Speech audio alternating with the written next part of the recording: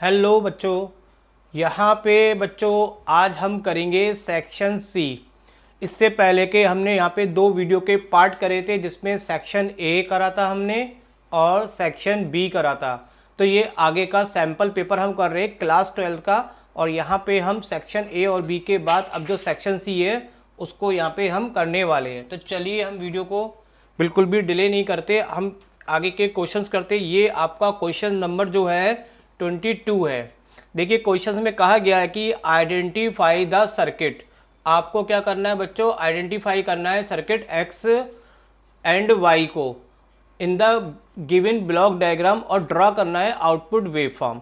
तो देखिए सबसे पहले बच्चों इस सर्किट को आप कैसे पहचानेंगे कि ये कौन सा सर्किट है। तो आप नोटिस करिए कि ये साइन किसका होता है। इस तरह का जो साइन बनाया जाता है ये साइन बच्चों होता है एसी सोर्स अल्टरनेट करंट का। और यहाँ पे देखिए आउटपुट में लिखा हुआ है डीसी अप्लायंस, इसका मतलब डीसी सोर्स। तो ये एसी को डीसी में कन्वर्ट करा जा रहा है। तो एसी को डीसी में कन्वर्ट करने का काम कौन करता है, आपने पढ़ रखा है, वो है रेक्टिफायर। तो चलिए मैं आपको ध्यान दिलाता हूँ ये डायग्राम किससे रिलेटेड है। तो देखिए आपने एनसीईआरटी के बुक में देखेंगे, आपको मिल जाएगा role of capacitor in filtering. Rectify जब करते हैं तो कैपेसिटर का फिल्टर में क्या रोल होता है। तो आपका जो ओरिजिनल डायग्राम है वो ये वाला है, जिसको आपको इस रूप में दिया गया है क्वेश्चन में। तो आप देखिए कंपेयर करेंगे तो यहाँ पे आपका ये एसी सोर्स है, ये एसी हो गया। लास्ट में हमें आउटपुट क्या मिल रही है, डीसी, तो ये डीसी हो गई। तो इस तरह से ये जो पार्ट है आपका एक्स जो उन्होंने यहाँ लिखा हुआ है ये आपका बच्चों क्या है, रेक्टिफायर है। और जो वाई है बच्चों तो वो यहाँ पे क्या है, कैपेसिटर है। कैपेसिटर क्या काम करता है, फिल्टरिंग का काम करता है। किस तरीके से करता है मैं भी आपको वो भी बता दूंगा। तो सबसे पहले देखिए आपको कहा गया था कि इसमें एलिमेंट बताना था कि एक्स और वाई क्या चीज़ है। तो हमारे हिसाब से यहाँ पे जो क्वेश्चंस में पूछा जा रहा है वो है एलिमेंट एक्स जो है वो हमारा फुल वेव रेक्टिफायर है, और जो वाई यहाँ पे दे रखा है ये आपका क्या है, कैपेसिटर फिल्टर है। तो इतना तो यहाँ पे उन्होंने बता दिया। अब इनकी ड्रॉ करनी है आउटपुट वेव फॉर्म। तो देखिए मैं थोड़ा सा आपको ये भी बताते चलूँ कि कैपेसिटर फिल्टर का काम किस तरीके से करता है। तो जब यहाँ पे एसी करंट आती है तो एसी करंट आपके बच्चों कुछ इस तरीके से चलती है, हाफ साइकिल में ऊपर होती है, हाफ साइकिल में नीचे होती है। जब ये हाफ साइकिल में करंट ऊपर होती है यानी कि करंट की वैल्यू आ रही होती है तो ये कैपेसिटर क्या हो रहा होता है, चार्ज हो जाता है, अपनी पीक वैल्यू पे पहुँच जाता है। और जब कोई इस पर लोड नहीं लगाते तो ये पीक वैल्यू पे बना रहता है, और जैसे इस पर कोई लोड लगाते हैं तो ये पीक वैल्यू से घटना शुरू हो जाता है। और फर्दर जब अगले हाफ सर्किल में इसको एसी मिलती है तो ये फिर से क्या होता है, चार्ज होने लगता है। तो इस तरह से यहाँ पे इसका काम होता है जो आउटपुट सर्किट है उसमें वोल्टेज को रेगुलर मेंटेनेंस बनाए देना, बिल्कुल भी ये फ्लक्चुएट नहीं होने देता है। तो यहाँ पे मैं इसका आउटपुट वेव फॉर्म बता देता हूँ दोनों के लिए। क्या है, आपसे पूछा गया था एक्स हमारा क्या, रेक्टिफायर। तो आपने रेक्टिफायर पढ़ रखा है। फुल वेव रेक्टिफायर में पूरी एसी जो होती है, एसी हमारी बच्चों चलती है इस तरीके से, ये एसी हो गई आपकी। तो ये एसी जो होती है वो आपकी डीसी में जब कन्वर्ट होती है तो वन डायरेक्शन में हो जाती है। तो ये एसी सर्किट का फुल वेव रेक्टिफायर है और पूरी तरह से डीसी में कन्वर्ट किया जा रहा है। और दूसरा वाई कैपेसिटर का क्या होता है, तो ये तो फुल वेव फॉर्म हो गई। और कैपेसिटर का किस तरीके से आ रहा है कि ये हल्के हल्के फ्लक्चुएशन होते हैं ये। तो ये फ्लक्चुएशन को क्या करता है, कैपेसिटर फिल्टर करके एक रेगुलेट चलाता है, उसमें मतलब करंट जो है कंटिन्यूसली लगातार फ्लो करता रहता है। तो यहाँ पे ये कैपेसिटर का रोल है। तो आई थिंक आप इस डायग्राम से बिल्कुल अच्छे से समझ। अगला क्वेश्चन है आपका 22 का सेकेंड पार्ट। सेंटर टैपिंग की को अगर हम D1 की तरफ शिफ्ट करें, ये सेंटर टैपिंग की है और D1 मतलब ऊपर की तरफ इसको शिफ्ट करें यहाँ पर, तो आपको इसका आउटपुट वेवफॉर्म बनाना है। तो देखिए बच्चों एक चीज़ हम जानते हैं कि अगर हम यहाँ पे सेंटर टैपिंग की को इस वाले रिंग की जगह अगर यहाँ पे शिफ्ट कर देते हैं, ये वाली सेंटर टैपिंग की, तो यहाँ पे इसमें नंबर ऑफ टर्न्स क्या हो जाएंगे, कम हो जाएंगे। और नंबर टर्न्स कम होने से क्या होगा, फ्लक्स में चेंज कम होगा, और फ्लक्स में चेंज कम होने से इंड्यूस करंट क्या होगी, कम बनेगी। तो D1 में करंट कम चलेगी और D2 में करंट ज़्यादा चलेगी। तो जब आउटपुट वेव फॉर्म बनाएंगे तो इसमें करंट का ग्राफ नीचे होगा और इसमें करंट का ग्राफ ऊपर होगा। तो चलिए मैं आपको पहले एक बार लिख भी देता हूँ कि किस तरीके से आपको, ताकि आप भूल ना जाए कि मैंने क्या बताया था आपको। तो जब हम सेंटर टैपिंग की को शिफ्ट करते हैं D1 डायोड की तरह तो नंबर ऑफ टर्न्स क्या हो जाते हैं, डिक्रीज हो जाते हैं। तो यहाँ पे नंबर ऑफ टर्न्स क्या हो रहे हैं बच्चों, यहाँ पे डिक्रीज हो रहे हैं। किस तरीके से आप देख रहे हैं, यहाँ पे नंबर ऑफ टर्न्स ज़्यादा है किसके लिए, D2 के लिए, और जब इसको यहाँ से हटा के हम यहाँ पे कर रहे हैं तो और भी कम हो रहे हैं। तो उससे मैग्नेटिक फ्लक्स क्या होगा, कम होगा, और करंट भी कम हो जाएगी। तो इस तरह से जब उसका आउटपुट वेव फॉर्म बनाएंगे तो हमारा किस तरीके से आएगा, तो देखिए ये मैंने जो पहला कर बनाया है, ये बनाया है करंट, आउटपुट करंट बनाइए डायोड D1 के कारण। अगला जो कर बनाया है वो D2 के कारण है, और आपको समझ में आ ही रहा है कि ये इससे कितना ऊपर उठा हुआ है, यानी कि इसमें करंट की वैल्यू ज़्यादा है और इसमें करंट की वैल्यू कम है। इसी तरीके से हम जब आगे बनाएंगे तो फिर हमें D1 से करंट मिलेगी और नेक्स्ट हमें D2 से। तो हर बार D2 का ग्राफ क्या आएगा बच्चों, ऊपर आएगा, और D1 का ग्राफ कहाँ आएगा, नीचे आएगा। तो आपको इस तरीके से यहाँ पे आउटपुट वेव शो करने को कहा गया था। तो आपको ये लिखना ज़रूरी नहीं है, ये तो मैंने आपको समझाने के लिए बताया है कि किस तरीके से ये D1 कम हो रही है और D2 आपकी क्या हो रही है, बढ़ रही है। क्योंकि D2 में यहाँ पे नंबर ऑफ टर्न्स क्या हो रहे हैं, ज़्यादा आ रहे हैं, और D1 में नंबर ऑफ टर्न्स क्या हो रहे हैं, कम हो रहे हैं। तो फिलहाल यहाँ पे आपको आउटपुट वेव फॉर्म बनाने को कहा गया था। अगला क्वेश्चन बच्चों यहाँ पे 22 क्वेश्चन हैं, और ये भी मैं आपको बताता चलूँ कि बच्चों यहाँ पे ये VI कैंडिडेट्स क्या होते हैं। तो CBSE बोर्ड्स क्या होते हैं बच्चों, यहाँ पे कुछ ऐसे पर्सन्स के लिए भी पेपर कराती है जिनको प्रॉपर विज़न नहीं होता, यानी कि उनको देखने की कैपेसिटी नहीं होती है, तो उनके को भी एग्ज़ाम देने का मौका देती है। ये बहुत अच्छी बात है। तो यहाँ पे ये उनके लिए क्वेश्चन आया। लेकिन बच्चों मैं आपसे जरूर कहूँगा, क्वेश्चन चाहे VI कैंडिडेट के लिए है चाहे आपके लिए, क्वेश्चन तो क्वेश्चन ही होता है, क्योंकि ये भी आपका कोर्स का पार्ट है। तो ऐसा मत सोचिएगा कि VI कैंडिडेट के लिए तो हम नहीं करें, आप ज़रूर करेंगे। कल को इसी तरह का क्वेश्चन या यही क्वेश्चन आपके पेपर में आ सकता है। कोई भी क्वेश्चन सैम्पल पेपर को आपको स्किप नहीं करना है, सारे क्वेश्चंस करने हैं, चाहे वो ऑप्शन में हो चाहे वो VI कैंडिडेट के लिए हो।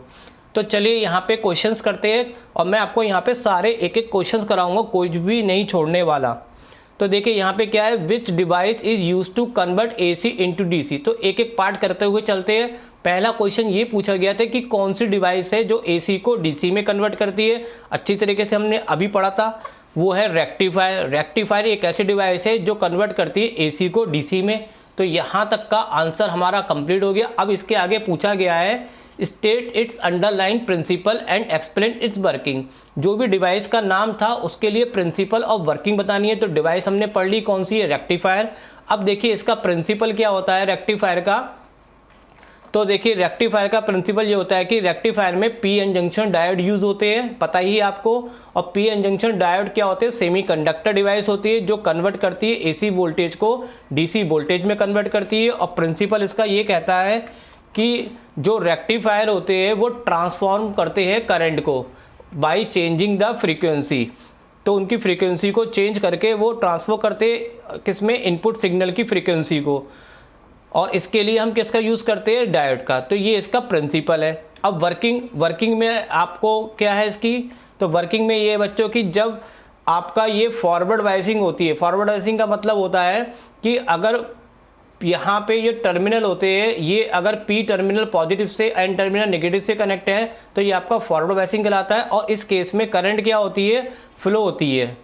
और जब ये रिवर्स बायस हो जाता है तो करंट फ्लो होना बंद हो जाती है, यानी कि ब्लॉक हो जाती है करंट। तो इस तरीके से डायोड में करंट तब फ्लो होती है जब वो फॉरवर्ड बायसिंग पे होता है, और जब वो रिवर्स बायस पे होता है तो करंट उसमें फ्लो नहीं होती है। तो डायोड डायोड एक बात करता है कि वो केवल वन डायरेक्शन में करंट फ्लो कराता है। तो इस तरीके से वो AC को DC में कन्वर्ट करता है। ये इसकी वर्किंग हो गई। अब इसमें एक पार्ट और भी पूछा गया है बच्चों, वो क्या है कि अगर फ्रीक्वेंसी इनपुट की कितनी है, 60 हर्ट्ज है, then what will be the frequency of output of this device. तो इसके आउटपुट डिवाइस की फ्रीक्वेंसी कितनी होगी, तो इसको भी देख लेते हैं। ये आपको इनपुट की फ्रीक्वेंसी दे रखी है। अगर हमारा हाफ वेव रेक्टिफायर है, हाफ वेव रेक्टिफायर में आप इस तरीके से आउटपुट बनाते हैं। ये आपका हाफ वेव रेक्टिफायर है, और ये क्या है आपका फुल वेव रेक्टिफायर है।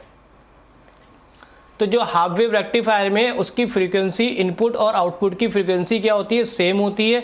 लेकिन जब फुल वेव रेक्टिफायर बनाते हैं तो वो फ्रीक्वेंसी हो जाती है आपकी जस्ट डबल। तो अगर वो 60 दे रखी है तो आप उसको 60 को 2 से मल्टीप्लाई करेंगे तो ये 120 हो जाती है, क्योंकि ये 2 टाइम्स आपको यहाँ पे आउटपुट शो करता है। क्वेश्चन नंबर है आपका 23। इस क्वेश्चन को कराने से पहले बच्चों मैं आपको एक चीज़ बताऊंगा कि डाइलेक्ट्रिक स्लैब और मेटेलिक स्लैब में क्या डिफरेंस होता है। हालांकि ये आप जानते हैं, लेकिन मैं इसलिए बताना जरूरी समझता हूं कि अगर इस क्वेश्चन को आप अच्छे से समझना चाहेंगे तो अगर कुछ बातें आपको नहीं भी मालूम होगी तो वो अभी आपको पता चल जाएगी। तो चलिए पहले मैं आपको बताता हूँ डाइलेक्ट्रिक और मेटेलिक स्लैब में क्या डिफरेंस होता है। तो डाइलेक्ट्रिक और मेटेलिक स्लैब के लिए मैंने पहले बनाया, ये डाइलेक्ट्रिक बनाया है बच्चों, और जब मैं इसको इलेक्ट्रिक फील्ड में प्लेस करता हूं तो देखेंगे बिहेवियर किस तरीके से काम करेगा। इसके अंदर जो पार्टिकल्स होते हैं वो इतने कंजस्टेड होते हैं कि वो अपनी जगह से मूव नहीं कर सकते। लेकिन फिर भी क्या होता है कि जब हमने यहाँ पे इलेक्ट्रिक फील्ड लगाया तो इलेक्ट्रिक फील्ड एक फोर्स लगता है यहाँ पे, इसमें जितने भी नेगेटिव होंगे वो इधर की तरफ मूव करेंगे और जितने भी इसमें पॉजिटिव होंगे वो इधर की तरफ मूव करेंगे। लेकिन इसमें मूव करने की फ्रीडम नहीं होती है, तो वो कुछ इस तरीके से आपको मूवमेंट दिखाई पड़ेगा।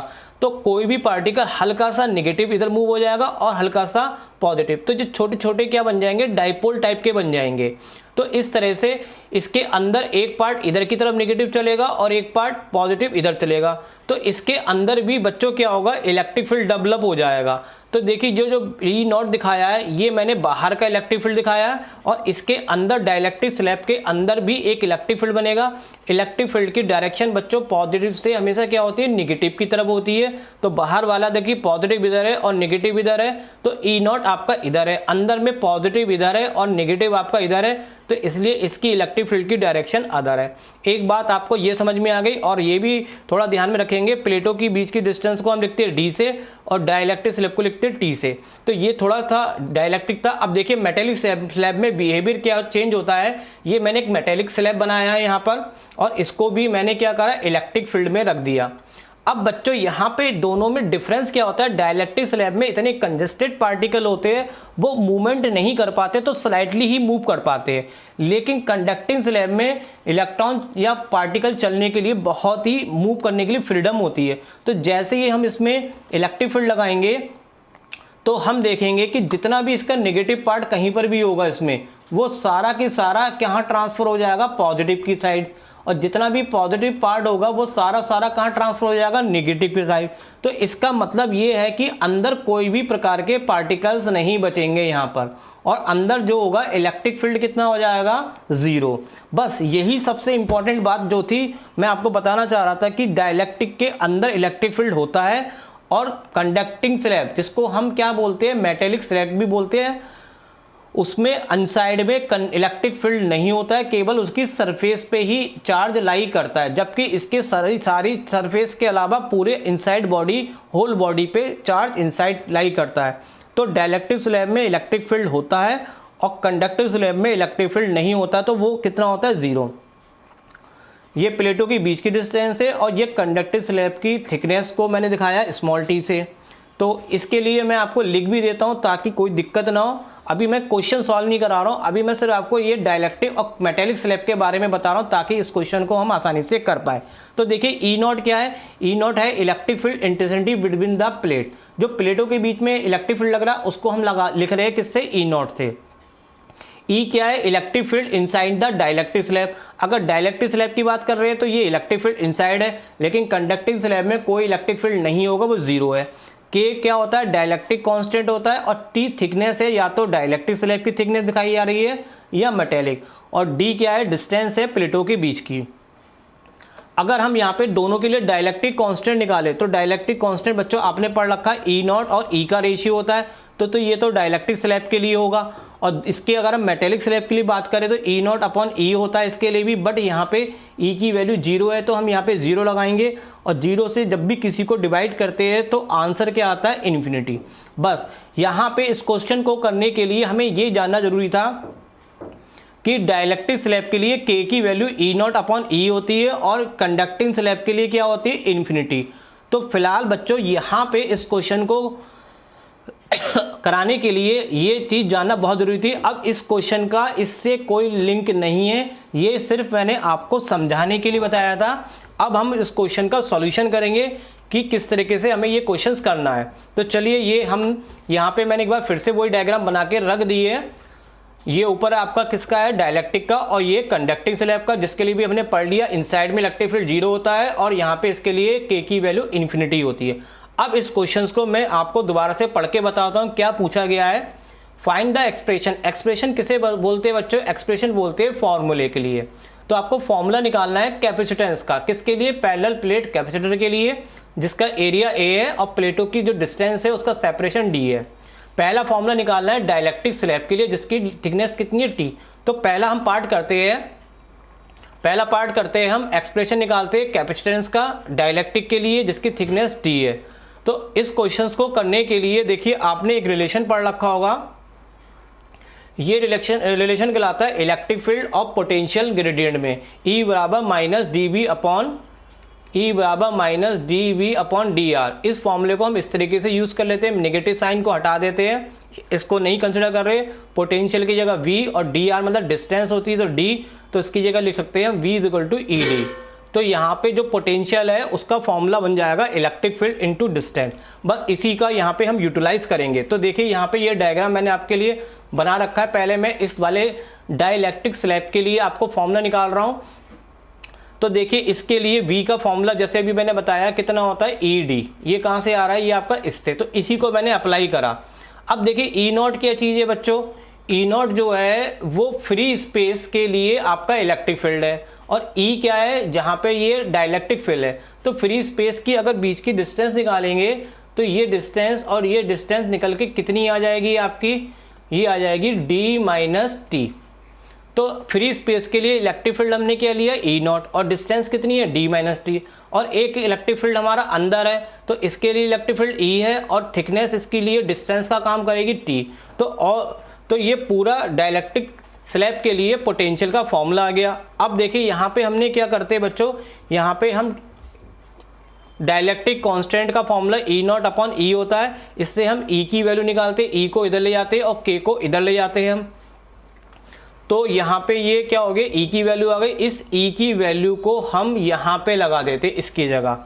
तो इसकी जगह लगाने पे हमें रिजल्ट क्या मिलेगा, यहाँ पे ये तो एज इट आ जाएगा, और इस E की जगह आपका आ जाएगा E नॉट अपॉन K। अब देखिए एक फॉर्मूला मैं आपको और बताता हूँ, उससे पहले चलिए एक बार हम यहाँ पे E नॉट को और कॉमन ले लेते हैं। E नॉट को कॉमन लेंगे तो बचेगा D minus T upon K। अब देखिए आपने इलेक्ट्रिक फील्ड का एक फॉर्मूला और पढ़ रखा होगा, प्लेट इलेक्ट्रिक फील्ड का फॉर्मूला होता है Q upon epsilon not A। तो इसकी जगह जो इलेक्ट्रिक फील्ड है उसकी जगह हम यहाँ पे ये फॉर्मूला यूज़ करेंगे, ये आपका पड़ा हुआ है, प्लेटों के बीच इलेक्ट्रिक फील्ड का फॉर्मूला होता है E बराबर Q upon epsilon not A। तो E नॉट की जगह हमने ये लगा दी यहाँ पे। अब यहाँ पे देखिए कैपेसिटेंस का फॉर्मूला निकालना है, तो कैपेसिटेंस C बराबर कितना होता है Q अपॉन V। अब जो ये V है, V की जगह हम ये सब कुछ लिख देंगे इसमें। तो V की जगह जब हमने इसकी वैल्यू लगाई तो C बराबर कितना आ गया, C ऐसे ही रहा और Q ऐसे ही रहा, और इस V की जगह हमने ये सब कुछ लिख दिया ऊपर का। तो ये आपका कैपेसिटेंस के लिए क्या आ जाएगा फॉर्मूला। और थोड़ा सा इसको सॉल्व करते तो ये एप्सिलॉन नॉट A पलट के कहाँ चले जाएगा आपका ऊपर, और Q से Q कैंसिल हो जाएगा। तो ये फॉर्मूला कन्वर्ट होके आपका आ जाएगा finally epsilon not A D minus T upon K। तो बच्चों ये फॉर्मूला आपका हो गया किसके लिए, डाइलेक्ट्रिक स्लैब के लिए, किसका, कैपेसिटेंस का फॉर्मूला। अब हमें यहाँ पे सेकंड पार्ट में कहा गया था मेटेलिक स्लैब के लिए निकालिए जबकि उसकी थिकनेस T है। तो देखिए मेटेलिक स्लैब के लिए मैंने आपको एक चीज़ अच्छे से भी समझाई थी, जब हम मेटेलिक स्लैब के लिए फॉर्मूला निकालते हैं तो आप जानते हैं कि उसके लिए K की वैल्यू क्या होती है, इन्फिनिटी। ये मैंने अभी आपको स्टार्टिंग क्वेश्चन जब किया था तो ये एक्सप्लेन कर दिया था, इसके लिए कितना होता है, इन्फिनिटी, क्योंकि अंदर कोई भी चार्ज नहीं होता है तो इलेक्ट्रिक फील्ड जीरो होने के कारण K क्या हो जाता है, इन्फिनिटी।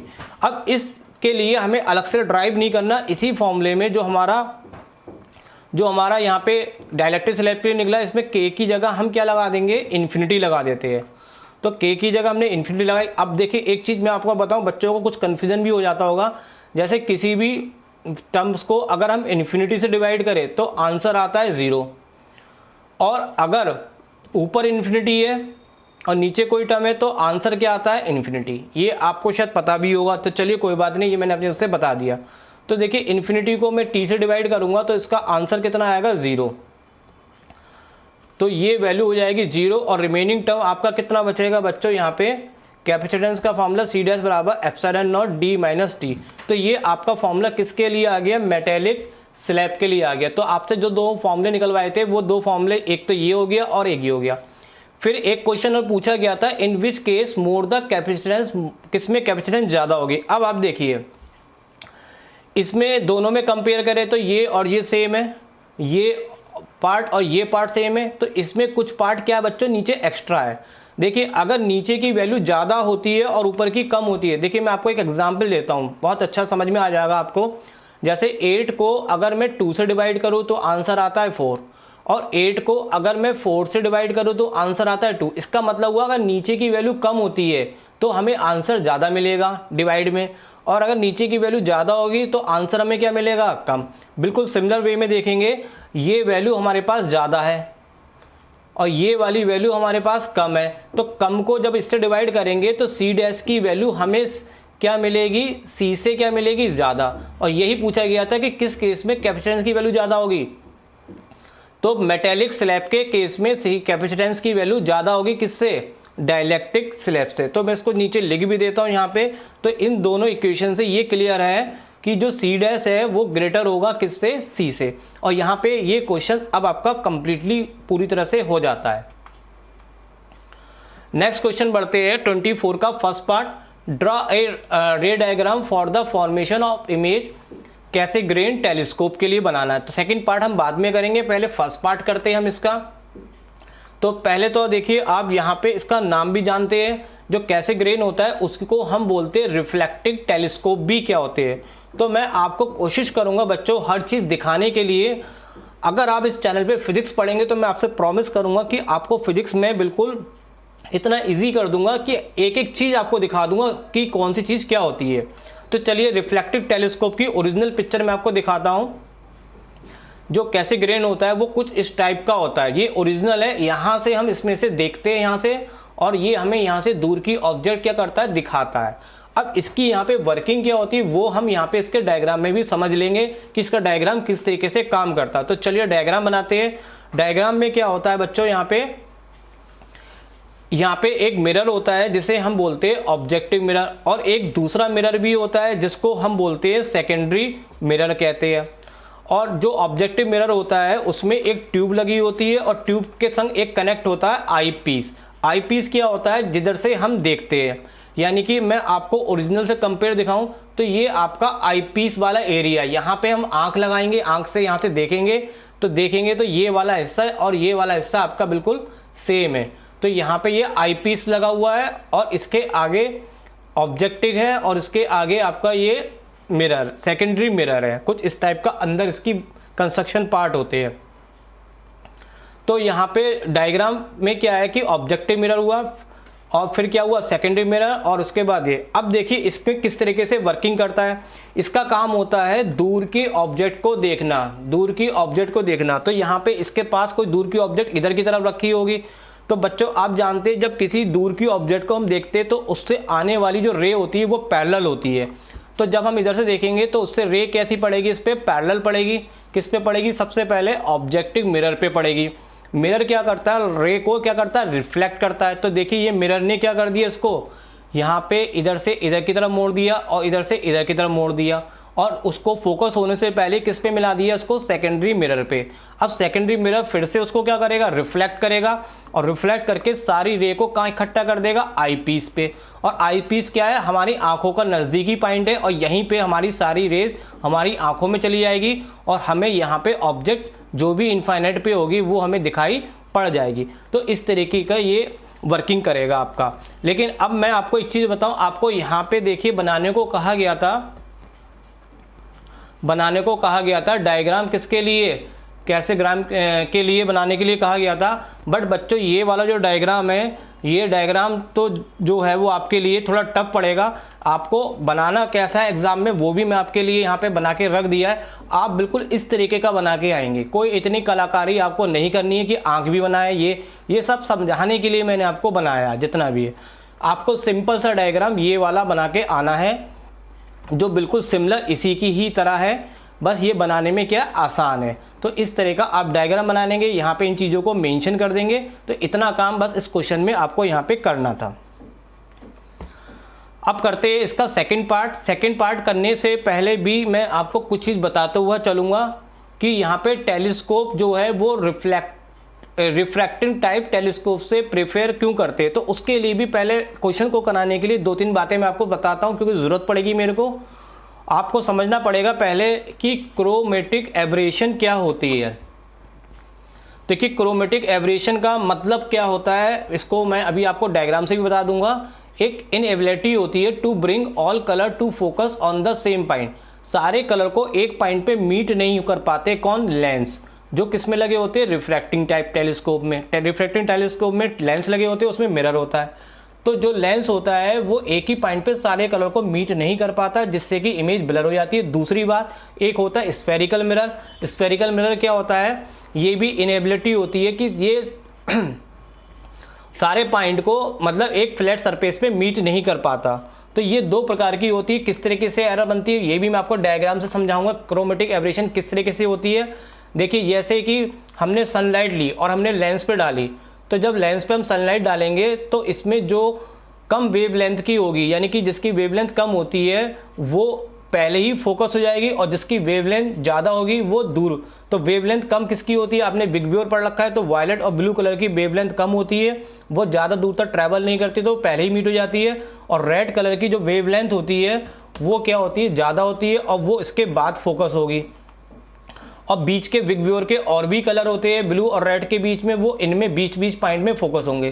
तो एक पर्टिकुलर इमेज की जो इमेज बन रही है वो कई जगह बन रही है, पहले ब्लू कलर की, फिर ये अलग अलग कलर अलग अलग पॉइंट पे फोकस हो रहे हैं। तो इसका रिजल्ट क्या होगा बच्चों, इसका रिजल्ट ये होगा जो इमेज हो जाती है वो ब्लर हो जाती है। ब्लर किस तरीके से, देखिए यहाँ पे ये ब्लरनेस दिखाया और यहाँ पे ये थोड़ी सी इसकी शार्पनेस दिखा दी, तो ये इमेज इस तरह से कन्वर्ट इसमें हो रही है आपकी।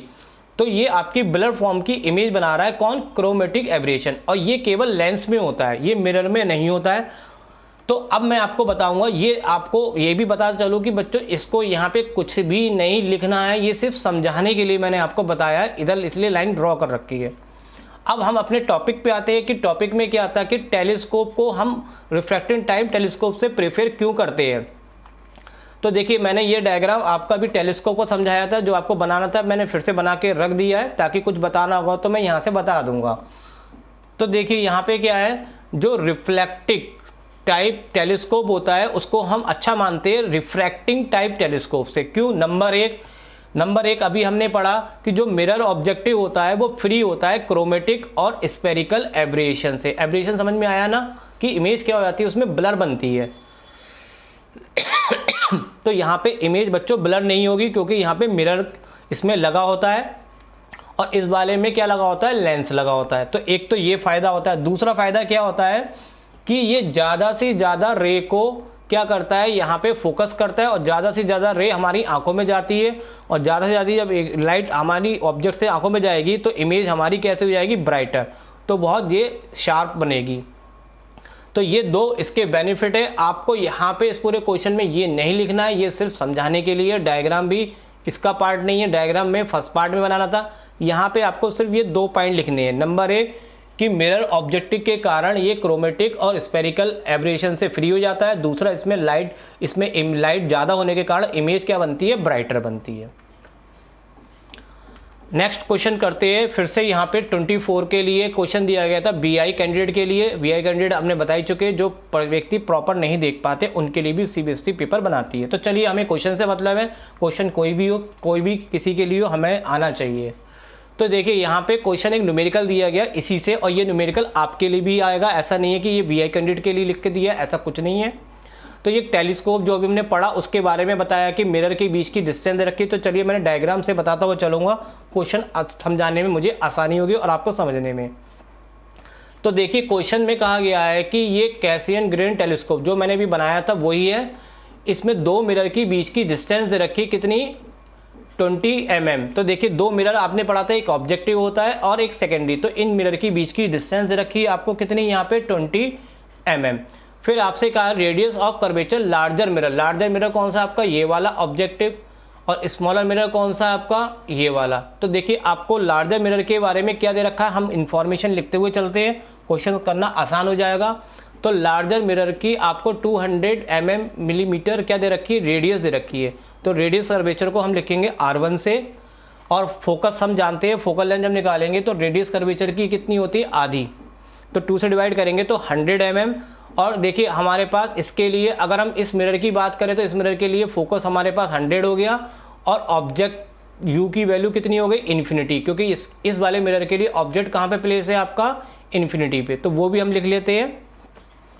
अब देखिए यहाँ पे एक चीज़ बात समझिएगा, यहाँ पे इसकी फोकल लेंथ कितनी है, 100। इसका मतलब ये जो फोकस होगी, फोकस अब ये से यहाँ पे रे फोकस होने से पहले मिरर रखा है, अगर ये मिरर यहाँ पे प्रेजेंट नहीं होता तो ये रे यहाँ पे इस जगह पे मीट होती और यहाँ से इसकी जो डिस्टेंस होती वो कितनी होती, 100 mm।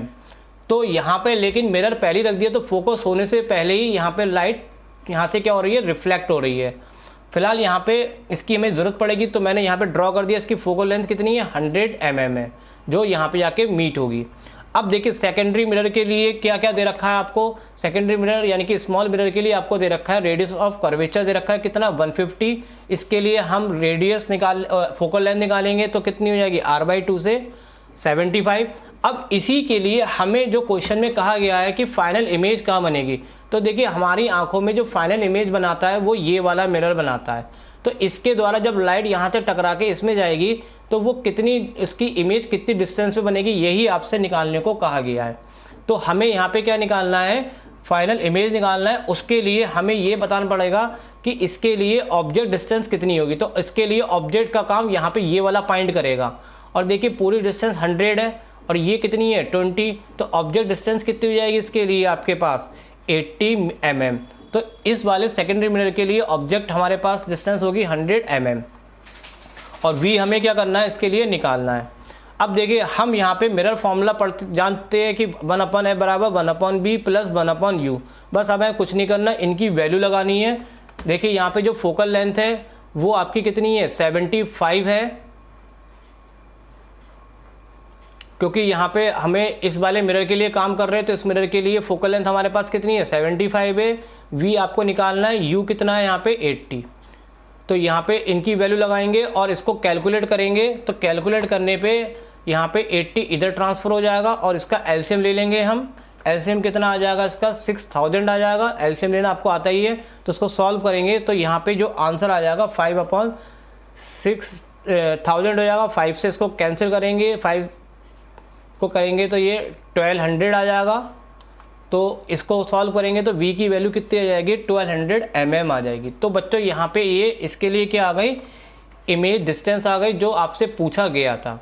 आई थिंक आपको ये क्वेश्चन क्लियर हो गया होगा, नहीं हुआ है कोई बात नहीं, आप मुझे कमेंट्स करिए, मैं इसको और भी आसान कर दूंगा, आपके लिए नेक्स्ट वीडियो बना दूंगा। जिस क्वेश्चन पे जो क्वेश्चन आपको नहीं समझ में आएगा उस क्वेश्चन पे मैं दूसरा वीडियो बना के और आसान तरीके से समझा दूंगा, अगर नहीं समझ में आया हो तो। चलिए बढ़ते आगे की तरफ। तो नेक्स्ट क्वेश्चन आगे हम आ गए हैं 25 क्वेश्चन पे।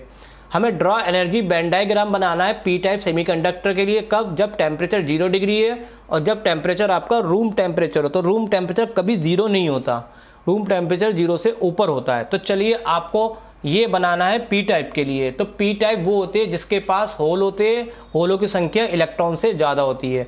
तो हमें केवल डायग्राम बनाने को कहा गया है। तो 0 डिग्री पे जब हम बनाएंगे तो 0 डिग्री पे जितने भी इलेक्ट्रॉन्स होते हैं वो कोई भी कंडक्शन बैंड तक नहीं पहुंच पाते। तो केवल आपको यहाँ पे इलेक्ट्रॉन बनाने और यहाँ पे कोई इलेक्ट्रॉन नहीं बनाने। तो ये 0 डिग्री के 0 के केल्विन पे आपका डायग्राम है। और रूम टेम्परेचर जब बनाएंगे तो इसमें ये होता है कि कुछ एक आध जब टेम्परेचर बढ़ेगा तो एक आध इलेक्ट्रॉन जंप करके कहाँ चले जाएगा, कंडक्शन बैंड में चले जाएगा। और यहाँ पे जब कंडक्शन बैंड से इलेक्ट्रॉन जाएगा तो यहाँ पे क्या बचेंगे, होल्स। तो ये आपका रूम टेम्परेचर पे डायग्राम है और ये आपका 0 डिग्री टेम्परेचर पे डायग्राम है। इसी का हम सेकेंड पार्ट करेंगे। यहाँ पे सेकेंड पार्ट में कह रहा है in the given diagram consider ideal diode. आपको एक आइडियल डायोड दे रखा है जिसके कंडीशन के अकॉर्डिंग आपसे पूछ रहा है कि अगर हम स्विच को ओपन करते हैं तो क्या बल्ब ग्लो होगा, या अगर क्लोज करते तब बल्ब ग्लो होगा, बल्ब कब जलेगा, ये आपसे पूछा जा रहा है। तो इसको क्वेश्चंस को समझने से पहले हमें एक चीज़ समझनी पड़ेगी, वो क्या है, आइडियल डायोड। आइडियल क्या होता है, आइडियल डायोड वो डायोड होता है जिसका रेजिस्टेंस क्या पूरी तरह से 0 हो, यानी कि इसमें कोई भी करंट का लॉस ना हो। जिसका रेजिस्टेंस 0 होता है उसमें करंट बिल्कुल भी लॉस नहीं होती है। तो ये आइडियल डायोड है। अब देखिए क्वेश्चंस की बात करें तो मैं इसके लिए पहले डायग्राम, यही वाला डायग्राम को थोड़ा इनलार्ज करके बना देता हूँ ताकि समझाने में आसानी हो। तो देखिए जब स्विच को ओपन करेंगे, जब ये स्विच ओपन होगा, ओपन का मतलब होता है ऑफ होना, टूटा होना, तो जब यहाँ से करंट चलेगी तो ये करंट इधर जाएगी और ये करंट इधर नहीं जाएगी क्योंकि यहाँ पे आगे सर्किट टूटा हुआ है। तो ओपन वाले केस में करंट का जो फ्लो होगा वो सेल से इधर जाएगा, इधर होके वापस इधर ऐसे करके आ जाएगा। तो कहने का मतलब ये बल्ब में पास हो रही है करंट, तो यहाँ पे बल्ब क्या करेगा, ग्लो करेगा। तो बल्ब कब ग्लो कर रहा है, जब स्विच क्या हो रहा है आपका, ओपन हो रहा है। और अगर हम स्विच को क्या कर देते, क्लोज कर देते, अगर मैं स्विच को क्लोज कर दूँ, क्लोज का मतलब इसको मीट कर दूँ, तो अब करंट क्या करेगी, करंट यहाँ से यहाँ जाएगी। अब इसके जाने के दो रास्ते हैं, एक रास्ता आपका इधर की तरफ है और एक रास्ता इधर की तरफ है। अब करंट यहाँ पे जाके कंफ्यूज हो जाएगी कि मैं किधर जाऊँ, तो करंट बिल्कुल भी कंफ्यूज नहीं होगी। क्यों नहीं कंफ्यूज होगी बच्चों यहाँ पे, क्योंकि यहाँ पे लगा हुआ है आइडियल डायोड। आइडियल डायोड का मतलब है कि यहाँ पे जो रेजिस्टेंस की वैल्यू है 0, तो यहाँ पे सारी की सारी करंट ये खींच लेगा क्योंकि इसमें कोई भी रेजिस्टेंस रुकावट नहीं है। तो बच्चों यहाँ पे जो आइडियल डायोड लगने के कारण सारी की सारी करंट कहाँ चली जाएगी, इस रास्ते से जाएगी। इस रास्ते से कोई करंट नहीं जाएगी तो बल्ब भी जहाँ पे ग्लो नहीं करेगा। तो ये बात आपको समझ में आ गई, नहीं आई तो मैं लिख भी देता हूँ यहाँ पर। आंसर इसका है कि व्हेन स्विच ओपन तो बल्ब विल बी ग्लो होगा, क्योंकि यहाँ पे सर्किट क्या है, यहाँ पे बच्चों यहाँ पे कंप्लीट है इसलिए ग्लो होगा, क्योंकि यहाँ पे नहीं ग्लो होगा क्योंकि ये सर्किट टूटा हुआ है। ये कब है, जब स्विच ओपन है। अब हम स्विच को ऑन कर देते हैं अदर केस में, जब हमने स्विच को क्लोज करा तो क्लोज करने के बाद करंट पास हो जाएगी आइडियल डायोड से, क्योंकि यहाँ पे रेजिस्टेंस नहीं है तो सारी की सारी ये करंट इधर रास्ते से चली जाएगी, इसमें से कोई करंट, तो current no current pass through the bulb और बल्ब डू नॉट ग्लो। तो इसका जो आंसर है करेक्ट वो ये है कि ये बल्ब ग्लो तब करेगा जब स्विच हमारा खुला रहेगा, ऑफ रहेगा, और स्विच को अगर हम बंद कर देंगे तो ये करंट क्या हो जाएगी, बंद हो जाएगी। 25 क्वेश्चन BI कैंडिडेट के लिए दे रखा है। Explain how barrier potential is form in PN junction diode. PN junction diode में किस प्रकार से पोटेंशियल बनता है। तो चलिए इसको भी एक डायग्राम से हम समझेंगे यहाँ पे। तो देखिए आप जानते हैं ये P टाइप लिया और ये N टाइप। P टाइप के पास होते हैं होल्स और N टाइप के पास होते हैं इलेक्ट्रॉन। जब हम इसको कनेक्ट करेंगे तो होल्स आपके इधर और इलेक्ट्रॉन इधर जाएंगे, और होल्स और इलेक्ट्रॉन जब जाएंगे तो आपस में क्या करेंगे, रिएक्ट करेंगे, रिएक्ट करके ये न्यूट्रल पार्ट में कन्वर्ट हो जाएंगे। तो ये जो न्यूट्रल पार्ट है वो डिप्लीशन, एक जो जंक्शन होगा, जंक्शन के पास ये एक न्यूट्रल के रूप में क्या रहेंगे, पड़े रहेंगे इसके पास, और पढ़ने के बाद ये एक क्या बना लेंगे, डिप्लीशन रीजन बना देंगे। तो चलिए मैं आपके लिए लिख भी देता हूँ। पोटेंशियल बैरियर कैसे बनता है इन PN जंक्शन डायोड में, किसके कारण बनता है, डिप्लीशन लेयर। और which is a layer, depletion layer क्या होती है, अनमूवेबल पॉजिटिव नेगेटिव चार्ज। ये अनमूवेबल नेगेटिव और अनमूवेबल पॉजिटिव चार्ज है, कह सकते हैं ये न्यूट्रल है, ये मूव नहीं कर रहे हैं, मूव नहीं कर रहे तो करंट को फ्लो नहीं होने देंगे। तो ये करंट को फ्लो नहीं देंगे तो ये बनके एक डिप्लीशन लेयर बनाएंगे। अब ये डिप्लीशन लेयर डेवलप कैसे होती है ये भी देख लेते हैं। The depletion layer is create, तब क्रिएट होती है जब होल्स मूव करते इलेक्ट्रॉन्स की तरफ। इसके पास होल थे, ये इधर इलेक्ट्रॉन की तरफ मूव करते हैं, तो उसके कारण electrons on P type side. तो यहाँ पे जो अनमूवेबल इलेक्ट्रॉन है वो P साइड में डेवलप हो जाते हैं, और जो अनमूवेबल होल है वो कहाँ डेवलप हो जाते हैं, आपके N टाइप में, और मिलके ये क्या बना लेती है, एक लेयर। तो potential difference across this region is called potential barrier. तो ये आपका कहलाता है पोटेंशियल बैरियर। सेकेंड पार्ट करते हैं इसका। यहाँ पे सेकेंड पार्ट में कहा जा रहा है कि with of the depletion region diode is affected. अगर फॉरवर्ड बायस है तो क्या होगा, रिवर्स बायस है तो क्या होगा। तो देखिए पहले तो मैं आपको फॉरवर्ड बायस के बारे में बता दूं। फॉरवर्ड बायसिंग वो होती है जब बैटरी का पॉजिटिव टर्मिनल किससे कनेक्ट होता है, P से, और नेगेटिव टर्मिनल कनेक्ट होता है N से, तो उसे बोलते हैं फॉरवर्ड बायसिंग। और फॉरवर्ड बायसिंग में क्या होगा, जब ये प्लस से कनेक्ट होगा तो ये इसके जो नेगेटिव होते हैं इनके, ये इधर की तरफ चलेंगे, और जो पॉजिटिव होंगे वो इधर चलेंगे। तो ये डिप्लीशन लेयर को लगातार फोर्स लगाएंगे और धीरे धीरे डिप्लीशन लेयर क्या होती जाएगी, कम होती जाएगी। तो इस फॉरवर्ड बायसिंग केस में क्या होती है, डिप्लीशन रीजन की विड्थ क्या होती है, कम होती जाती है, और एक टाइम के बाद ये बिल्कुल ख़त्म हो जाती है। और रिवर्स बायस की बात करें तो रिवर्स बायस में, रिवर्स और फॉरवर्ड बायस सिर्फ बैटरी के कनेक्शन को बोलते हैं। यहाँ पे बैटरी का कनेक्शन क्या है, अगर इसको नेगेटिव से कनेक्ट कर रखा है, यहाँ पे एक मिस्टेक है बच्चों, यहाँ पे ये जो पॉइंट है ये प्लस नहीं है, ये माइनस का है, और ये माइनस का नहीं होगा, ये प्लस का, क्योंकि यहाँ पे ये नेगेटिव से P कनेक्ट है और पॉजिटिव से क्या कनेक्ट है, N। तो उससे क्या होगा, ये नेगेटिव क्या करेगा, इसके और जो पॉजिटिव पार्ट है वो इसको इधर खींच लेगा, और उसके नेगेटिव जो पार्ट है वो इसको इधर खींच, तो जंक्शन से ये चार्ज दूर होने लगेंगे और इनमें चार्ज यहाँ पे डिप्लेशन लेयर उसे बोलते हैं जिसमें कोई चार्ज पार्टिकल प्रेजेंट ना हो।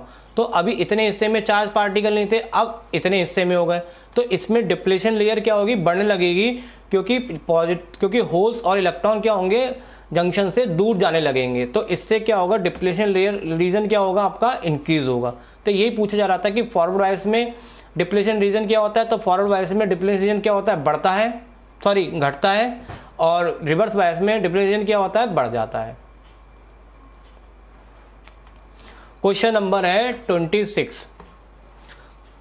इस क्वेश्चन को थोड़ा मैं डायग्राम से ही समझा पाऊंगा, तो चलिए मैं पहले डायग्राम से ही इस क्वेश्चन को बनाने के लिए पहले मैं आपको मैंने बनाया डायरेक्शन का डायग्राम। डायरेक्शन हम जानते हैं, ऊपर नॉर्थ, नीचे साउथ, इधर ईस्ट और इधर वेस्ट, क्योंकि यहाँ पे मुझे डायरेक्शन का रोल देखने को मिलेगा आपको, तो आपको मैंने बना के रख दिया। अब देखिए क्वेश्चन हम पढ़ते जाते हैं और डायग्राम समझते जाते हैं। क्वेश्चन में कहा कि होलो और नॉन कंडक्टिव पाइप दे रखा है, तो ये होलो मतलब अंदर से खाली एक नॉन कंडक्टिव पाइप दे रखा था, और इस पाइप को ऐसे भी रख सकते थे, लेकिन यहाँ पे इन्होंने कहा इसको कैसा रखना है, वर्टिकल। तो पाइप ऐसे रखा हुआ है, तो ये एक पाइप रखा हुआ है vertical, with charge and spherical ball of mass 10 gram carrying a charge of 10 mm inside it. इसके अंदर क्या करा है बच्चों, इसके अंदर एक बॉल रखी हुई है, उन्होंने स्फेरिकल बॉल रख दी है। यहाँ पे क्वेश्चंस को मैं फॉलो कर रहा हूँ अपने डायग्राम से। स्फेरिकल बॉल एक बॉल जो है जिसका मास कितना है, इसका 10 ग्राम मास है, और इस पर चार्ज कितना है, 10 मिली कूलाम है इसका, और इसको इनसाइड रखा गया है किसमें, इस कंडक्टर में। ये मूव है चलने के लिए फ्री अलोंग द एक्सिस, यानी कि ये जो बॉल है, ये बॉल ऊपर नीचे ऐसे ऊपर और नीचे, मतलब ये बॉल ऊपर नीचे यूँ करके चल सकती है, फ्रीली मूव।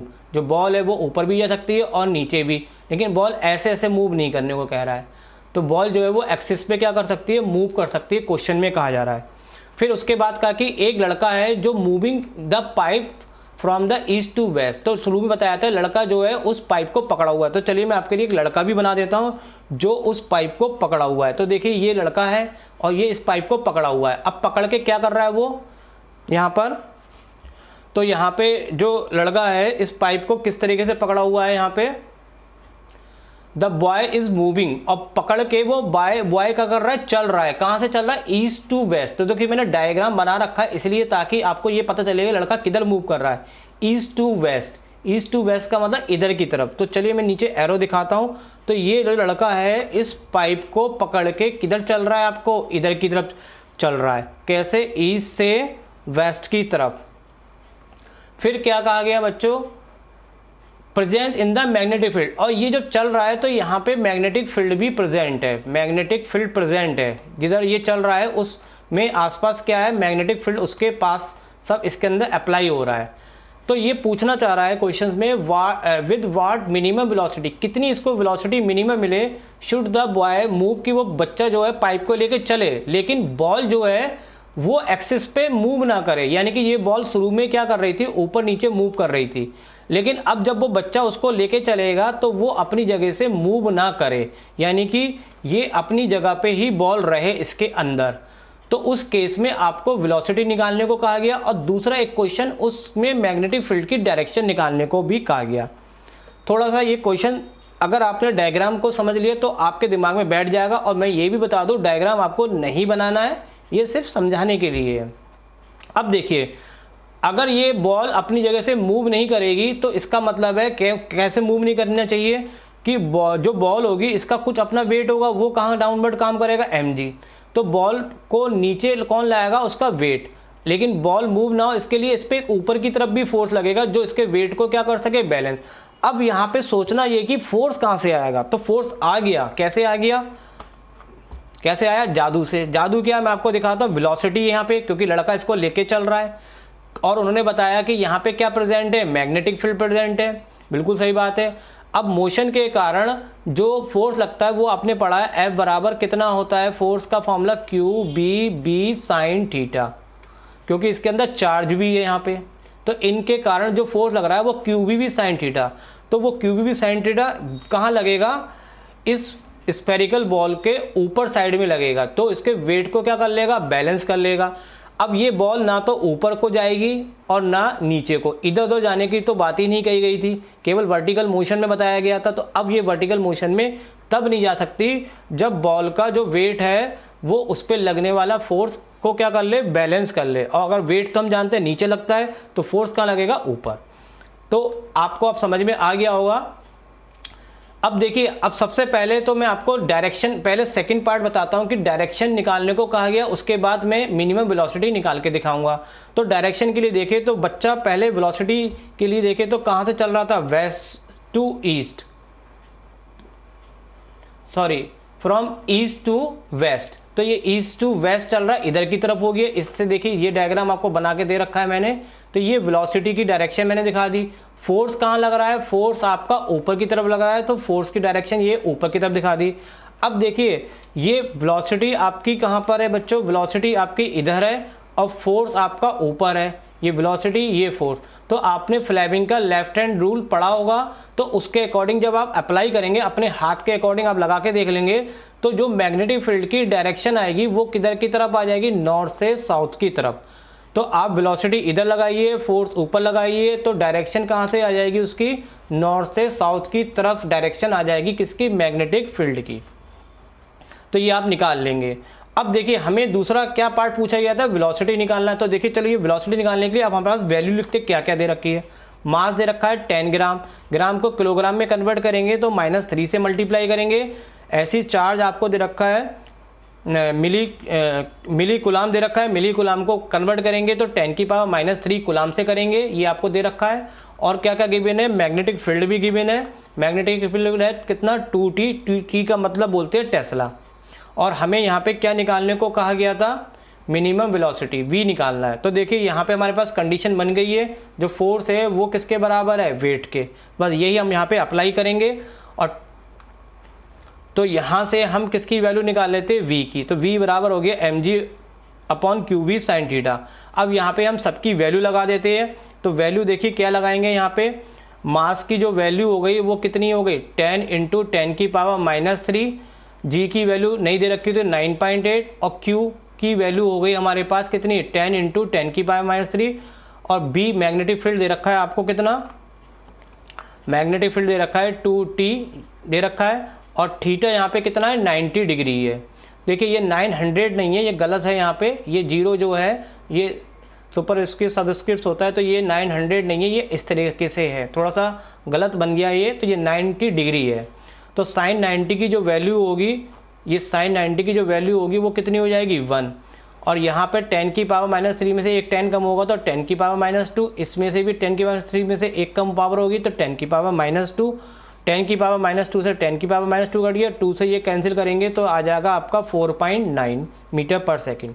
तो यहाँ पे जो बच्चा इसको लेके चलेगा वो कितनी वेलोसिटी से लेके चले, मिनिमम 4.9 की अगर वो स्पीड से चलेगा तो उस पर जब इतना फोर्स लग जाएगा तो वो इसको क्या कर लेगा, बॉल को बैलेंस कर लेगा और बॉल अपनी जगह से मूव नहीं करेगी।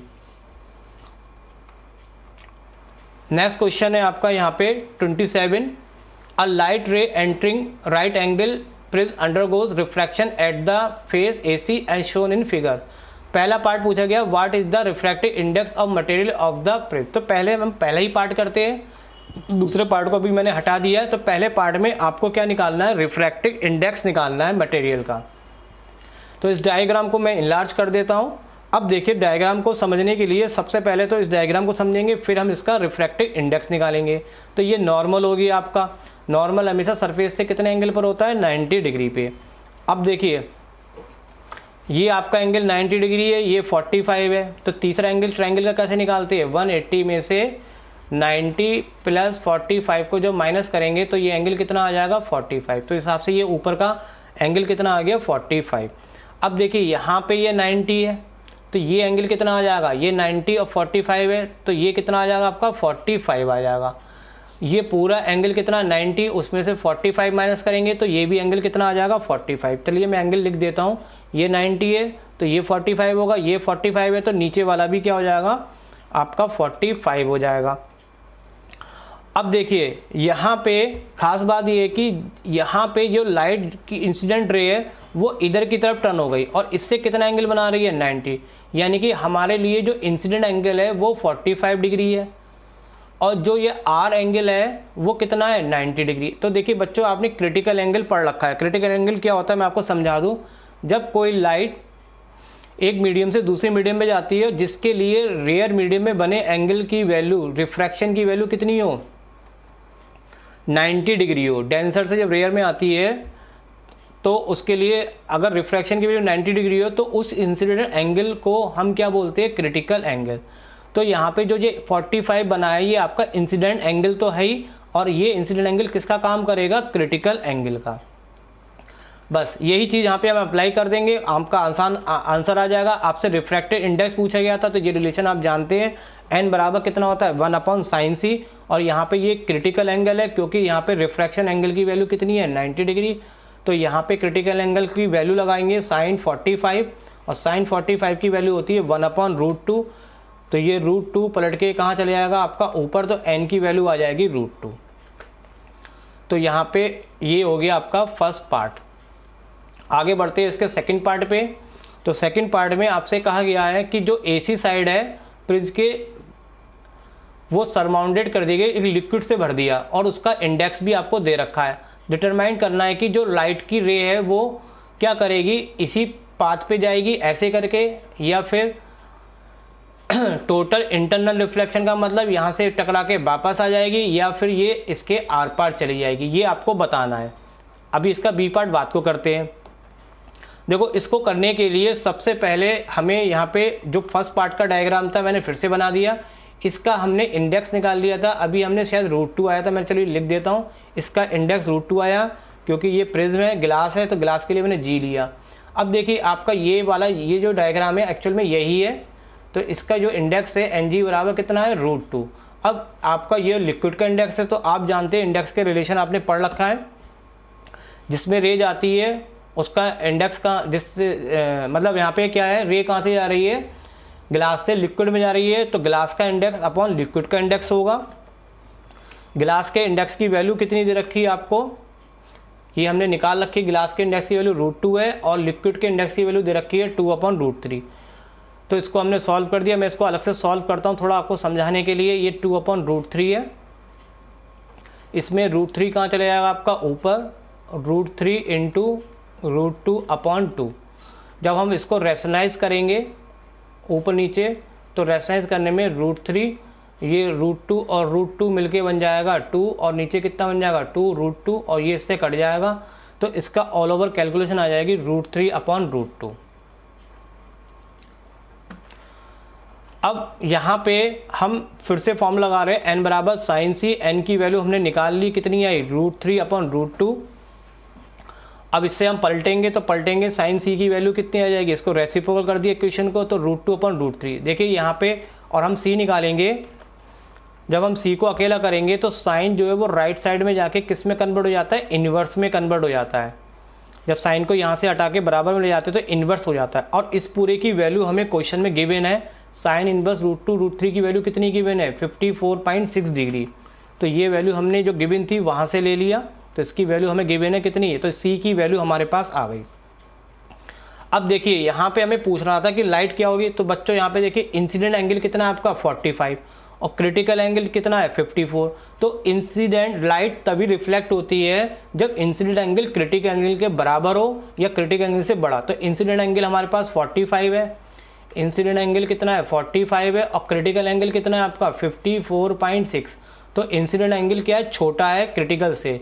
अगर ये छोटा है तो लाइट वापस भी नहीं आएगी और ना इधर जाएगी, तो इसका मतलब लाइट क्या जाएगी, आर पार जाएगी। तो बस यही चीज़ हमें यहाँ पे लिखना है, तो मैं आपको लिख के भी दे देता हूँ। जो एंगल है इंसिडेंट वो 45 है, देखिए यहाँ पे है, जो कि लेस है किससे, क्रिटिकल एंगल। अब हमने इस केस में हमने इसका एंगल निकाला, तो क्रिटिकल कितना आया 54.6। तो लाइट क्या रे होगी यहाँ पे, तो रे नाइदर भी under goes grazing along the surface, grazing का मतलब इस सरफेस पे लाई नहीं करेगी, और ना ही वो टोटल इंटरनल रिफ्लेक्शन, ना ही वो लौट के वापस आएगी। तो उसका रिजल्ट क्या होगा, उसका रिजल्ट क्या होगा आपका, ये पास हो जाएगी सरफेस से और इसका क्या हो जाएगा, रिफ्रैक्शन हो जाएगा किसमें, लिक्विड में, तो ये लिक्विड में चली जाएगी। तो आपसे यहाँ पे यही पूछा जा रहा था कि जो लाइट है वो ग्रेज नहीं होगी, अनटोटल नहीं होगी, तो ये वाला आपका आंसर होगी जो मैं इसको बॉक्स में कर रहा हूँ, तो लिक्विड में ट्रांसफ़र हो जाएगी। इसका एक पार्ट और बचा है, ड्रॉ द रे diagram represent the path follow the incident. तो इसको चलिए मैं नेक्स्ट पेज पे लेता हूँ। देखिए आपको डायग्राम बनाने से पहले यहाँ पे क्या करना पड़ेगा, इंडेक्स आपको देखिए यहाँ पे क्या क्या मालूम है, n1 मालूम है, इसके लिए √2 और इसके लिए n2 मालूम है, ये आपको n2 ले लेता हूँ। तो फॉर्मूला जानते हैं n1 sin i अपॉन बराबर n2 sin r होता है। इसमें हम वैल्यू लगा देते हैं, सारी वैल्यू लगाएंगे तो n1 √2 है, साइन i कितना था आपका 45 है और n2 की वैल्यू 2/√3। तो हमें r की वैल्यू निकालनी है, तो r की वैल्यू हम इससे पहले कैलकुलेट कर लेते हैं। कैलकुलेट कैसे करिए वो भी दिखा देता हूँ। साइन 45 की वैल्यू 1/√2 लगाएंगे और यहाँ पे कितना है 2/√3 साइन r है, तो यहाँ पे √2 से √2 कट गया, तो साइन r बराबर निकालेंगे तो ये √3 इधर चला जाएगा और /√2, तो ये √3/√2 और ये जानते हैं किसकी वैल्यू होती है आपके पास, √3/2 किसकी वैल्यू होती है, साइन 60 की होती है, तो साइन से साइन कट जाएगा, तो r की वैल्यू कितनी आ जाएगी 60 डिग्री। अब आपको डायग्राम बनाना था, तो पहले क्वेश्चन में हमने पढ़ लिया था कि लाइट क्या होगी लिक्विड में जाएगी, तो लिक्विड में जाएगी तो कितने एंगल से जाएगी, तो वो उसका रिफ्रैक्शन एंगल हमें दिखाना पड़ेगा कितना 60 डिग्री। तो ये आपको यहाँ पे डायग्राम से रे इसको बनानी थी, तो इस तरीके से ये कंप्लीट करके आप बना देंगे। तो यहाँ पे फिर से एक वीआई कैंडिडेट के लिए क्वेश्चन दे रखा है आपको, रे ऑफ लाइट इंसिडेंट पढ़ रही है इक्विलैटरल प्रिज्म। इक्विलैटरल प्रिज्म क्या होता है, इक्विलैटरल प्रिज्म का मतलब जिसमें ट्रायंगल जो बना होता है वो उसका ईच एंगल 60 डिग्री का हो और ऑल साइड्स क्या हो, इक्वल हो। चलो मैं इसको डायग्राम पहले बना देता हूँ आपके लिए। देखिए आपने ये प्रिज्म का डायग्राम पढ़ रखा होगा, रिफ्रैक्शन ऑफ प्रिज्म, जिसके लिए इंडेक्स का फॉर्मूला बहुत इंपॉर्टेंट होता है बोर्ड के लिए। ये इंसिडेंट रे है, ये यहाँ पे इस तरह से टर्न होती है, और ये तो इसकी ये कौन सी फिगर कहलाती है, ये सिमेट्रिकल कहलाती है। सिमेट्रिकल मतलब जैसी इधर है वैसी इधर है, एक सिमेट्री दिखा रहा है। तो यहाँ पे ये कह रहा था कि जो रे पास हो रही है वो सिमेट्रिकल पास हो रही है प्रिज्म से, तो ये वाला डायग्राम इसको फॉलो करेंगे। अब देखिए क्वेश्चंस पढ़ते हैं। इंसिडेंट रे इक्विलैटरल प्रिज्म पे पढ़ रही है, तो ये इक्विलैटरल प्रिज्म हो गया जिसका इंसिडेंट एंगल 3/4 है एंगल ऑफ द प्रिज्म। देखिए एंगल ऑफ प्रिज्म कौन सा, ए, और ए कितना आपके पास 60 डिग्री। तो चलिए मैं यहाँ पे लिख भी देता हूँ, ए प्रिज्म एंगल 60 डिग्री है। जो ये इंसिडेंट एंगल आई है ये आपको 3/4 दे रखा है एंगल ऑफ द प्रिज्म के, तो आई बराबर हम निकालेंगे 3/4 और प्रिज्म का एंगल कितना दे रखा है 60 डिग्री। इसको काट लेंगे तो कितना आएगा 15, 15 3 जा कितना आ जाएगा 45 डिग्री, तो आई की वैल्यू हो गई। अब देखिए यहाँ पे हमें निकालना क्या है, angle of minimum deviation. Angle minimum deviation क्या होता है, इंसिडेंट रे को आगे बढ़ाते हैं, इमर्जेंट रे को पीछे बढ़ाते हैं, तो इनके बीच में जो एंगल बनता है उसे बोलते हैं एंगल ऑफ डेविएशन। तो हमें ये फाइंड करना है। और दूसरा क्या फाइंड करने को कह रहा है, रिफ्रैक्टिव इंडेक्स म्यू निकालने को कह रहा है। तो देखिए यहाँ पे जो ये अंदर के एंगल होते हैं R1 और R2, ये सिमेट्रिकल होने से ये बराबर होते हैं, और किसके बराबर होते हैं a/2 के। जब आपने डेरिवेशन करा होगा तो ये जरूर करा होगा, R1 R2 बराबर किसके a/2। तो a कितना आपको 60 दे रखा है, तो ये दोनों एंगल कितने के हो गए आपके 30 के। अब हम E एंगल निकाले, और ये भी आप जानते हैं सिमेट्रिकल की वजह से जो I होता है वो किसके बराबर होता है E के। तो I आपको दे रखा था कितना, I दे रखा था कितना 45, तो E भी कितना हो जाएगा आपके लिए यहाँ पे बच्चों 45 हो जाएगा।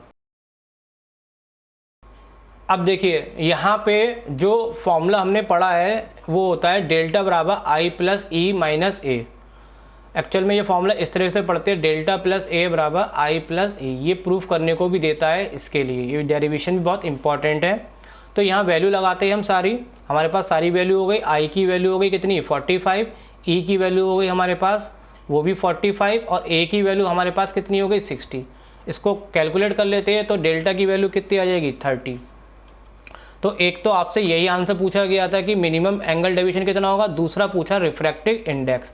तो रिफ्रैक्टिव इंडेक्स का फॉर्मूला आपने ये भी पढ़ रखा है इसके लिए, बस इसमें हमें क्या करना है वैल्यूज लगानी है। तो वैल्यू देखो कैसे लगी बच्चों, यहाँ पे A हमारे पास कितना है 60 है, डेल्टा हमने निकाल लिया कितना है 30 है, और फिर से A 60, इसको कैलकुलेट करेंगे तो ये कितना आ जाएगा आपका, कैलकुलेट करने से 60 और 30 90, 90 का आधा कितना हो गया 45, और 60 का आधा कितना हो गया 30।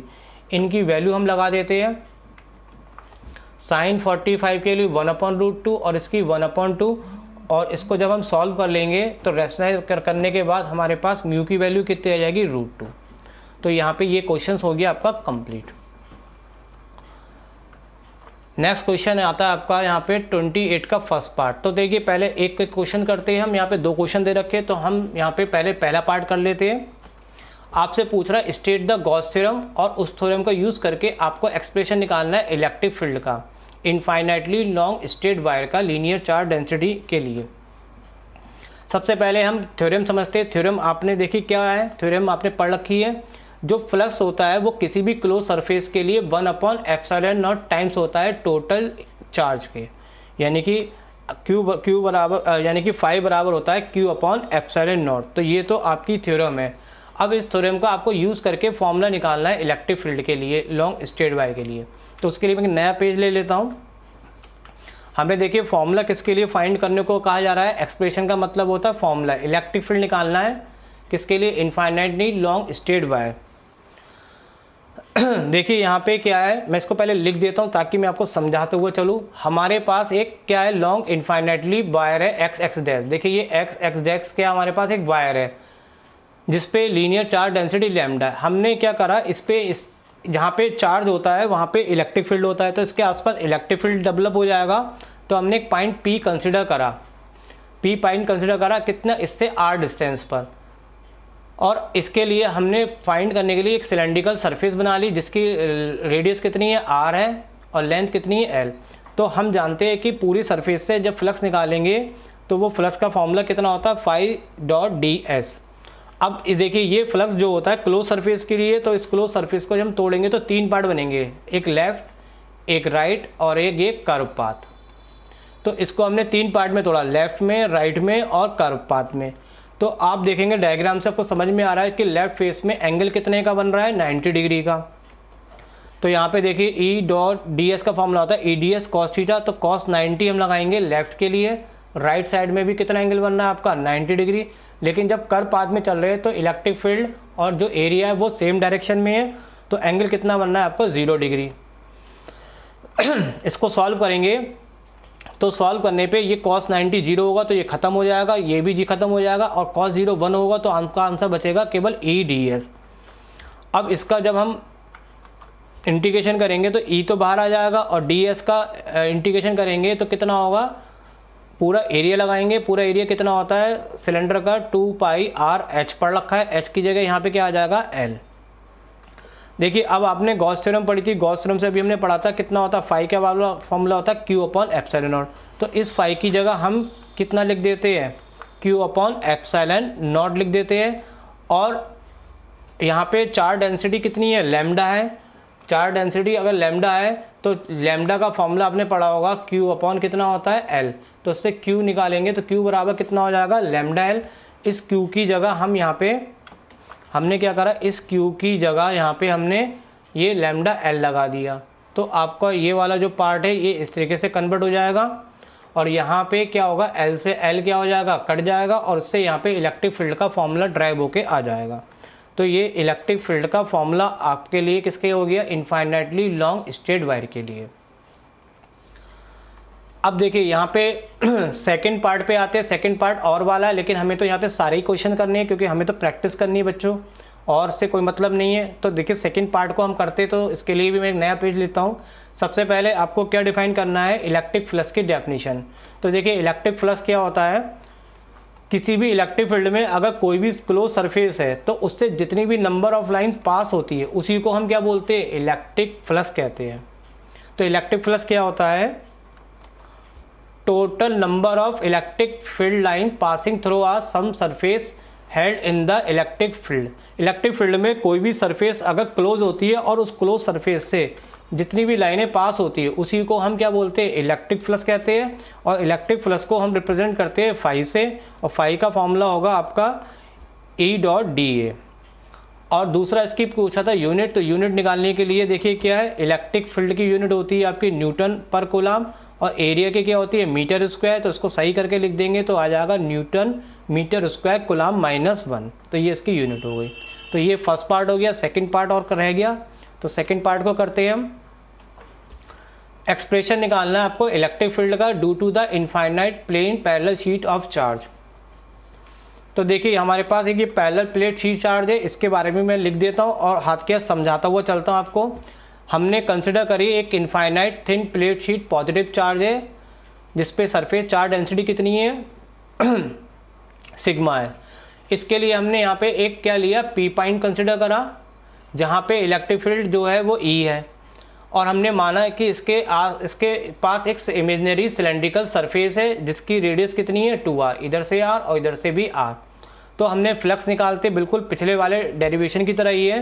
तो फ्लक्स जो होगा वो 3 पार्ट में डिवाइड होगा, एक लेफ्ट में, एक राइट में और एक कर्व सरफेस पे। अब यहाँ पे बस ये केस है कि जो लेफ्ट और राइट में जो वो है आपका फ्लक्स, तो यहाँ पे जो लेफ्ट और राइट पार्ट है इसमें एंगल कितना होगा 0 डिग्री, और जो ऊपर की तरफ चलेंगे तो उसमें एंगल कितना हो जाएगा 90 डिग्री। तो ये वैल्यू हम यहाँ पे लगा देते हैं। तो यहाँ पे ये E dot D S cos 0 होगा, इसके लिए भी कॉस 0, बट इसके लिए यहाँ पे कितना हो जाएगा 90, और कॉस 90 की वैल्यू से ये खत्म हो जाएगा। आपका केवल 2 ही पार्ट बचेंगे, एक लेफ्ट का और एक राइट का। और यहाँ पे डी एस मैंने मान लिया, इस प्लेट का एरिया कितना है यहाँ पे A। तो जब यहाँ पे सॉल्व करेंगे तो इससे भी EA मिलेगा, इससे भी EA, तो ये कितना हो जाएगा 2EA। अब हम गॉस थ्योरम से क्या करेंगे, फाई की जगह कितना लिख सकते हैं Q अपॉन एप्सिलॉन नॉट, तो इस फाई को हटा देंगे, उसकी जगह क्या लिख देंगे Q अपॉन एप्सिलॉन नॉट। अब जहाँ पे डेंसिटी किस टाइप की आपके पास सिग्मा, यानी कि सरफेस चार्ज डेंसिटी है। सरफेस चार्ज डेंसिटी किसे बोलते हैं, चार्ज पर यूनिट एरिया को बोलते हैं। और इससे जब हम Q निकालेंगे तो ये आपका आ जाएगा सिग्मा A।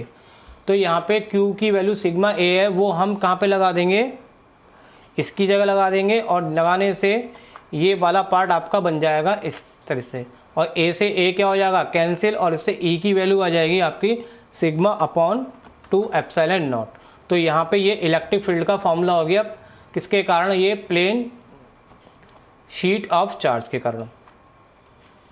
तो चलिए बच्चों, यहाँ तक मैंने आपको सेक्शन ए भी करा दिया, सेक्शन बी भी, और इस वीडियो में सेक्शन सी भी कर लिया। अब अगर आप चाहते हैं कि आपको आगे का भी पार्ट मिल जाए तो हम आगे के पार्ट 4 में हम आगे के सेक्शन देख लेंगे। और सच में बच्चों मानो कि आपको लिए ये वीडियो बहुत अच्छे लग रहे हैं तो आप इस चैनल को इतना आगे बढ़ाइए ताकि मैं आपको फिजिक्स कराना बहुत आसान कर दूँ। मैं आपके लिए फिजिक्स में बहुत कुछ लेके आने वाला हूँ। आपके लिए डेरिवेशन, इंपॉर्टेंट डेरिवेशन कराऊंगा, चैप्टर वाइज कराऊंगा, और इंपॉर्टेंट न्यूमेरिकल कराऊंगा चैप्टर वाइज। आपको करना कुछ नहीं है, चैनल को सब्सक्राइब जरूर करके रखिएगा, क्योंकि वीडियो अपलोड होंगे आपके पास पहुँचते रहेंगे। और किसी भी प्रकार की अगर आपको प्रॉब्लम होती है तो प्लीज़ आप मुझे कमेंट्स करिए, मैं आपकी प्रॉब्लम को सॉल्यूशन पूरी तरह से निकालने की कोशिश करूँगा। मिलते हैं नेक्स्ट वीडियो में। Thank you very much.